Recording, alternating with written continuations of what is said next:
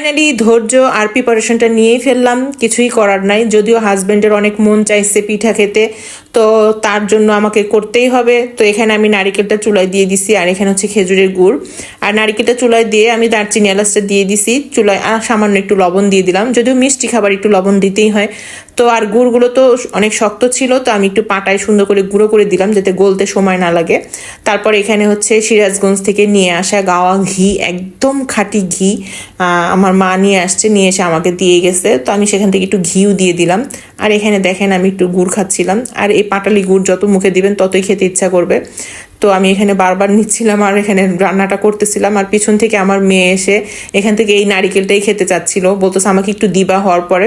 তো ভাবলাম এত অল্প নারিকেল এখান থেকে দিলে পিঠা বানাবো কি করে। তো ফ্রিজে কিছু একদম বরফ হওয়া কিছু নারিকেল ছিল, সেখান থেকে আমি হাতুড়ি দিয়ে সুন্দর করে গুঁড়ো করে আমার সেগুলো দিয়ে আর একটু বেশি করে নিলাম পুরটা, কারণ পিঠা এখানে খেতে খেতে দেখা যাবে পিঠার জন্য কিছুই থাকবে না।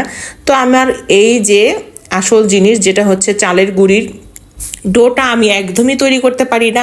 এটা আমার কাছে খুবই ভয় লাগে, আর আমার কাছে হয়ই না, বলতে গেলে হয়ই না, এটা আমার কোনো দিনও হয় না। তো আমি অনেক সাবধানতা একটু লবণ আর একটু সয়াবিন তেল দিয়ে পানিটা বলো কষার পরে আমি চালের গুঁড়িটা দিয়ে দিই। দেওয়ার পরে একটু ঠান্ডা ঠান্ডা হয়ে আসলে আমি হাত দিয়ে সুন্দর করে মুথে নিলাম। আর এই জিনিসটা আমার সত্যি পারফেক্ট হয় না, তো যাই হোক যতটুকু হয়েছে। তো আমি এইভাবে হাতে হাতেই পিঠা বানাচ্ছি।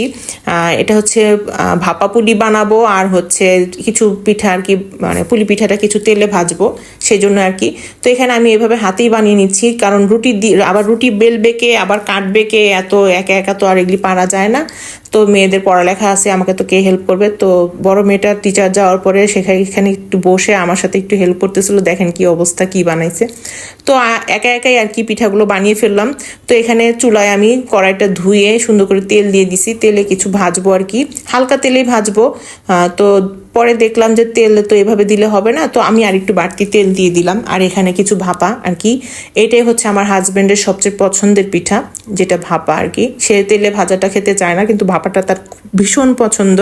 তো যত কষ্টই হোক, কষ্ট মাথায় নিয়ে ধৈর্য মাথায় নিয়ে একদম মনোবল শক্ত করে আমি আজকে পিঠা বানানোর উদ্দেশ্যে পিঠাগুলো কমপ্লিট করে ফেললাম। সুন্দর একটা ঘ্রাণ আসতেছিল, বিশ্বাস করবেন না, খেজুরের গুড়ের, মানে অসম্ভব মজার। যদিও আমি মিষ্টি একটু খুবই কম পছন্দ করি। আর পুলি পিঠা একটা যেটা আছে মাংস, সেটা তো আমার ভীষণ পছন্দ, আমাকে যত দিবেন আমি তত খেতে পারবো। আমার ছোট মেয়েটাও আমাকে বেশ কিছুদিন ধরে জ্বালাচ্ছিল, আম্মু মাংস দিয়ে বানাবা না, মাংস দিয়ে বানাবা।